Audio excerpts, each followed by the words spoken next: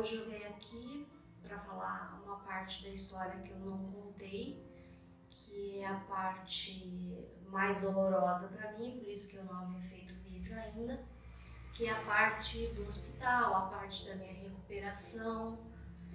E quem quiser conhecer o começo da história, vai lá no Tentativa de Homicídio e Superação por Renata Franco, no YouTube. E agora eu vou falar sobre a parte que mais me dói.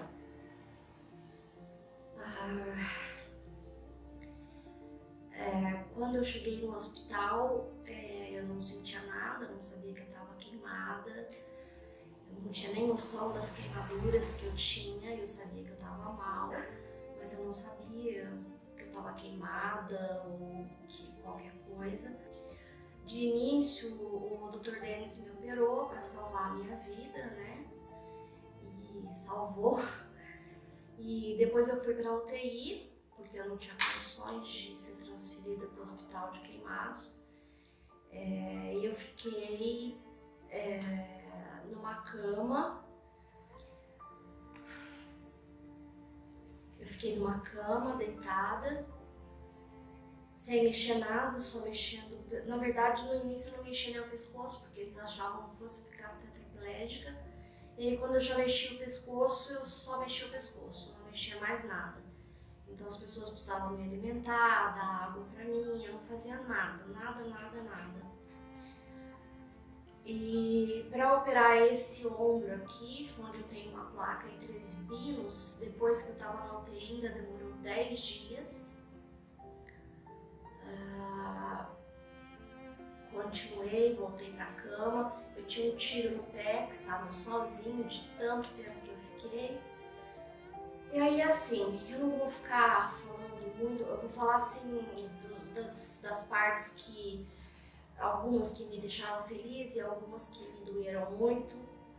Então assim, na Santa Casa tiveram muitas pessoas maravilhosas, os enfermeiros da UTI. Assim, eu posso dizer que 2 não foram legais comigo, nada de horroroso, mas não foram assim legais. Mas cuidavam muito bem de mim. Mas o que eu preciso falar da UTI é que assim, eu tinha muito medo, me desculpa se eu me emocionar um pouco, eu tinha muito medo dos banhos, porque no início operava, tomava banho só banho de leito, e elas me viravam, tanto que eu tenho trauma até hoje, elas me viravam, mas elas eram muito cuidadosas, elas me viravam e eu ficava na beiradinha da cama, então eu tinha muita sensação que eu fosse cair, e como eu não conseguia me mexer, aquilo me doía muito. Tinha muito medo, eu tinha muito medo. Só que jamais eu demonstrei esse medo para os meus familiares. Eu fui firme, fui forte. Eu também dei muitas risadas na UTI com os enfermeiros, eles foram maravilhosos comigo. Mas eu senti muita dor. Eu tomava muitos remédios para dor, morfina, ketamina, muitas coisas, mas eu sentia muita dor. Se eu tivesse só nos tiros, tudo bem, mas não era só isso. Então, quando me tiravam da cama, às vezes, depois mais pra frente, para me dar um banho de cadeira de roda, esse tipo de coisa, aí às vezes para me devolver na cama, isso eu jamais vou esquecer. Tem aquele lençol que chama traçado, que eles põem no meio da cama. Aí uma pessoa pega de um lado, o enfermeiro do outro, para transferir a pessoa para outra cama. Só que como eu era queimada, aquilo me doía muito. Muito. Às vezes a maneira como eles me mexiam, às vezes não era de propósito, de jeito nenhum, mas doía bastante, muito. E eu aguentei firme,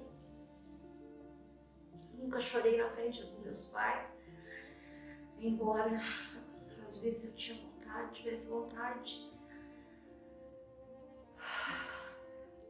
Depois eu passei a tomar banho de cadeira de roda e aí eu comecei a levantar para passar alguns cremes, uns remédios. E daí eu tinha que ficar de pé um pouquinho. E daí eu já não estava aguentando, porque eu já não tinha mais força nas pernas. Eu perdi força em todos os membros, pernas, braços, no pescoço. Eu tive que fazer fisioterapia no início, só para ficar meu pescoço no lugar, para manter meu pescoço no lugar. E aí eu ia tomar banho e doía muito, ficava de pé e aí eu gritava, pelo amor de Deus, eu tô caindo, eu vou cair, eu vou cair. Aí eles vinham e me punham deitada na cama. Isso foi 1 mês de UTI. Eu fui melhorando, durante esse 1 mês, mas sempre deitada. E no dia que eu ia mudar pro quarto, um dos enfermeiros, muito bonzinho, me levou para conhecer a UTI, conhecer os lugares, que eu nem sabia como é que era. Um dia, sem querer, eles bateram a mão assim para abrir o negócio para enfaixar as minhas queimaduras.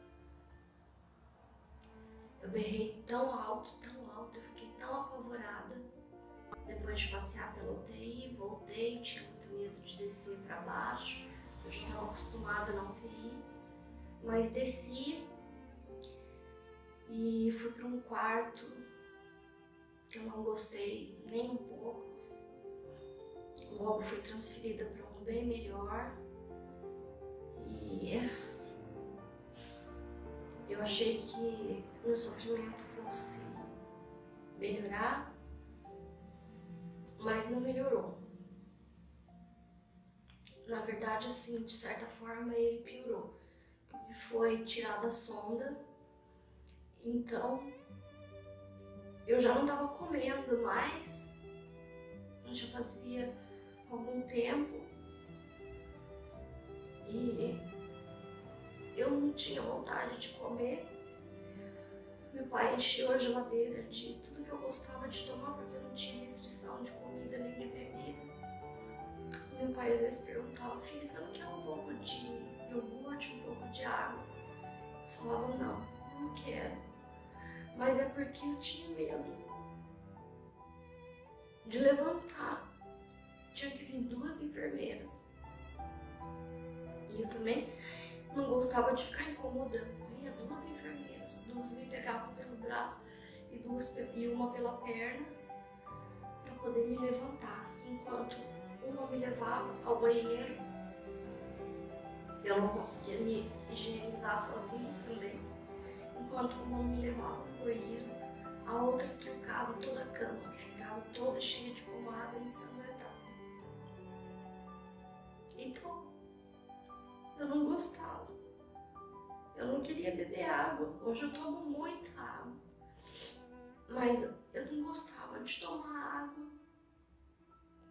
porque eu tinha muito medo de ir ao banheiro.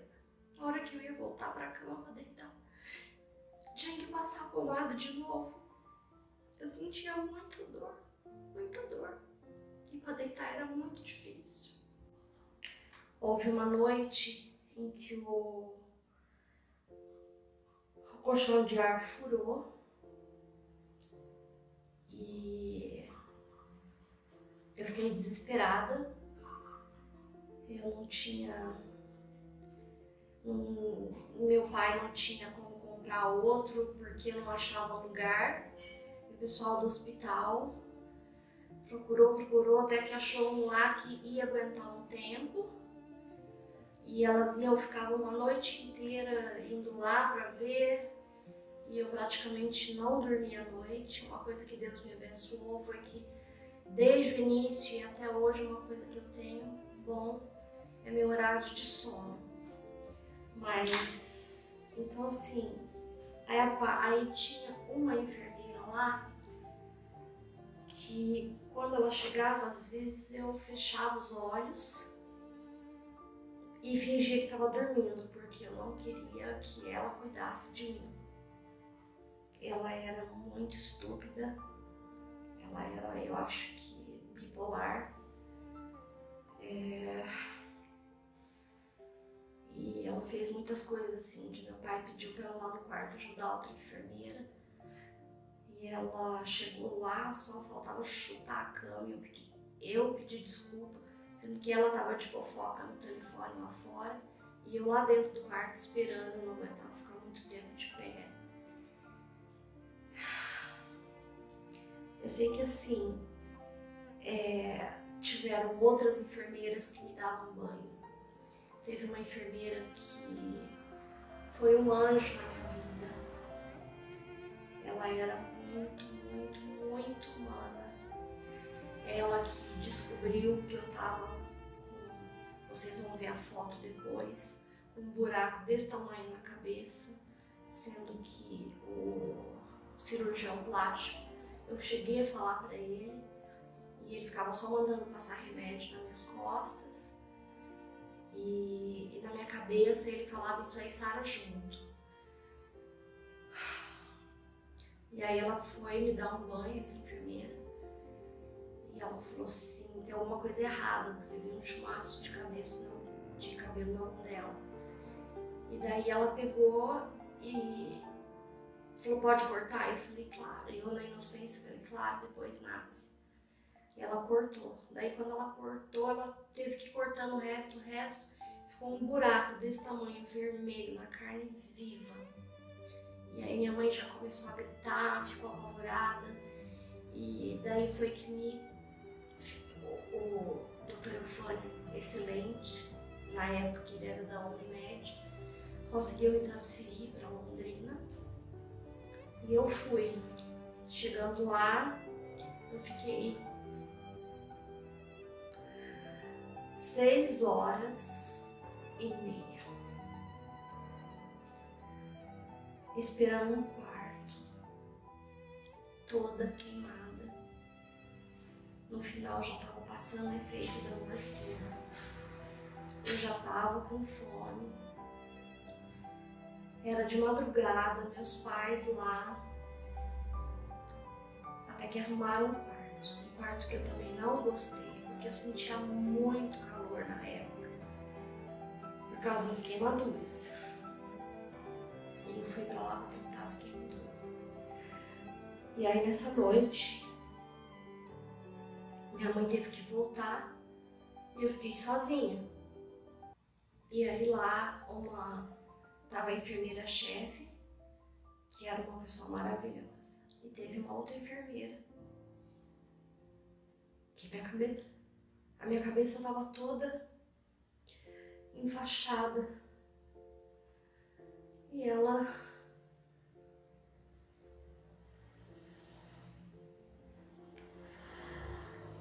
pegou a faixa, puxou o travesseiro, pegou a faixa, veio assim, e eu gritei de dor. E ela simplesmente fez assim, eu não toco mais nela. Como se eu estivesse fazendo frescura. E eu fiquei com tanto medo dela judiar de mim, porque eu não conseguia me mexer. Que eu pedi perdão pra ela, sendo que ela que era culpada, ela que devia perguntar pra mim se tava doendo, o que eu tinha, pedir desculpa. E eu fiquei com tanto medo de ser maltratada, que eu acabei pedindo desculpa. E assim foi toda a minha internação, sabe? Quando eu não conseguia me mexer nada, as pessoas faziam as coisas comigo, os enfermeiros em geral, e eu pedi desculpa. Eu não era errada. Inclusive é um apelo que eu faço, sabe? Pra quem trabalha nessa área, pensa nas outras pessoas. Pensa no que as pessoas estão passando. Aí foram mais 15 dias eu indo indo pro centro cirúrgico, fazendo enxerto, voltando, indo, voltando. Aí teve uma semana que minha irmã ficou comigo, que eu fiz bastante enxerto. Fedia tanto, tanto, tanto. Tinha que trocar o lençol 3, 4 vezes por dia, porque escorria sangue do enxerto. Para fazer as minhas necessidades, eu também não conseguia. Essa parte é a que mais me dói. Me dói muito, muito. E quando eu revivo essa parte, não é uma coisa boa para mim. Então eu tô fazendo esse vídeo também para que as pessoas vão acompanhando a história e as pessoas que ainda não sabem, que me perguntam, vê o vídeo lá para não ficar me perguntando tantas vezes, porque isso me machuca, me dói, eu sinto dores até hoje, como eu já falei em outros vídeos, mas a parte do hospital foi a pior parte. O transporte, depois as 16 operações que eu fiz, as vezes que eu fui para Londrina, que eu fui de carro, daí todo cuidado meu pai tinha comigo. Mas foi tudo muito, muito difícil. O hospital sempre foi muito difícil, agora das últimas vezes já não foi tanto, mas o hospital sempre foi muito difícil. Quando eu fui transportada para cá,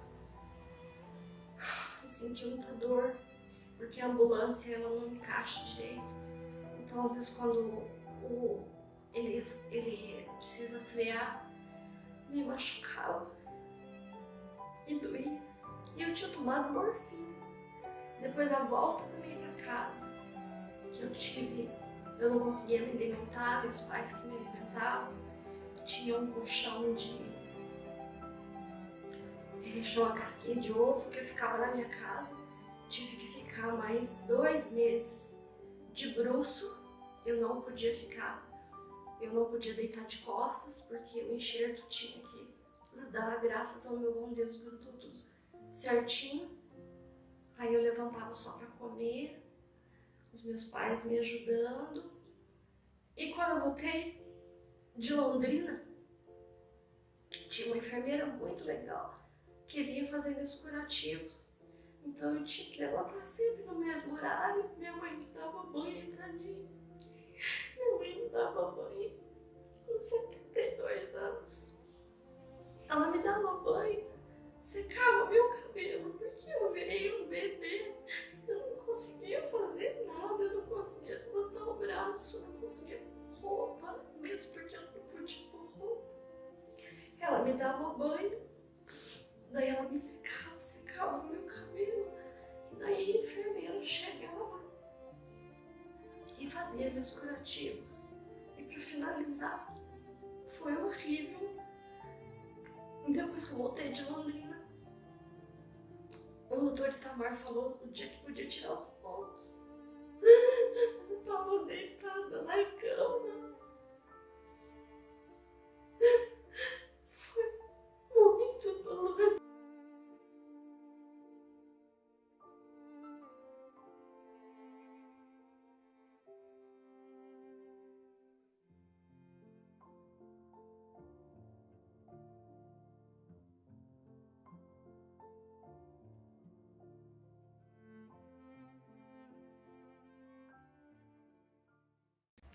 Agora um pouco mais tranquila, mais calma.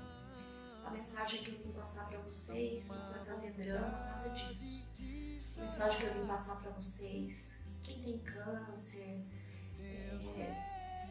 quem mexe com droga, qualquer coisa que seja, tenha fé em Deus e peça a Deus, porque Ele atende a tudo. As pessoas às vezes dizem para mim que eu fui guerreira, que eu fui forte, que eu sou guerreira, que eu sou forte. Mas toda essa força não é minha, essa força é de Deus. E todas as noites eu peço que Ele me dê essa força. E Ele me dá. E é por isso que eu suporto até hoje as minhas dores. E eu preciso ler para vocês, tá? Uma passagem bíblica que tem tudo a ver com a minha história. Combati o bom combate, completei a carreira, guardei a fé. Sempre. Já agora a coroa da justiça me está guardada, a qual o Senhor, reto juiz, me dará naquele dia, e não somente a mim, mas também a todos quantos amam a sua vida.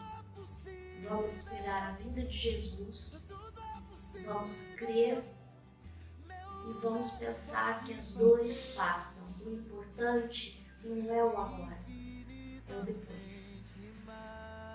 Um beijo para todos. Ele te ouve, Cristo te ouve.